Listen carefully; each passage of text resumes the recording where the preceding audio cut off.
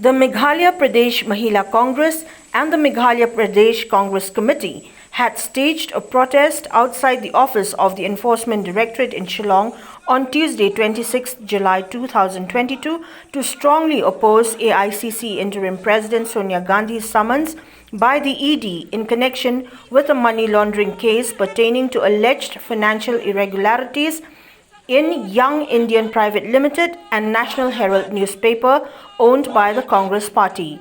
It may be mentioned that last month, the ED had also questioned Rahul Gandhi on several occasions in the case. Down, Modi! Down, Modi! Down, Modi! Down, Modi! Down, BJP! We condemn BJP! We condemn Modi! We condemn Modi! We condemn Modi! Long live Congress! Long live Congress! Long live Congress! Long live Congress! We condemn BJP! We condemn BJP!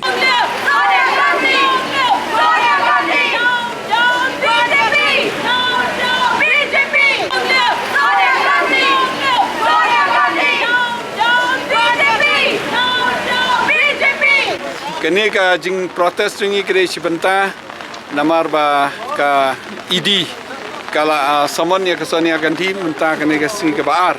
Kini ka protes kiri habarok ke wei ka India. Kini ka sembol hang ni ngi kamle jaidai namar ba ka state jungi ki bru ki balong jaidai. Te ngi suaban ya protes ngi ladon ki meeting bangi de balong ba jaidai ki samla jungi balong jaidai.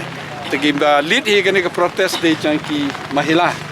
Te PE ba ka BJP kala harash ki leader Kongres jungi la da de po Karnataka la ne la de Goa la na de Assam la da de keleng-keleng ki harash ki Kongres jungi ndre nda kini ki jo ki Kongres nda kila join bat ki BJP kila kala sein ha por bi ki don Kongres ki de ki nong to ki nong lute por bi ki don Kongres ki Kenya ki ba ki de ki babam sap ndre nda ki join po BJP ki kala long kum ki sein la de hapo West Bengal la ni Assam la ni hapo Maharashtra ni keleng-keleng kini baro kade ka jing tlot jong ke BJP ka pendon kam ya ki agensi ki beper ban yoroi ban penting ya ki Kongres kata kadang ngi protes haga demokrasi ngi don ka hok ban protes tambah ka protes jong i kale kat kum ka kendon ka protes jong i kat kum ka jing dawa bangi don pi ke ekonomi ka lahir na kapor cakapor kajing lute kajing hasurok kanang jor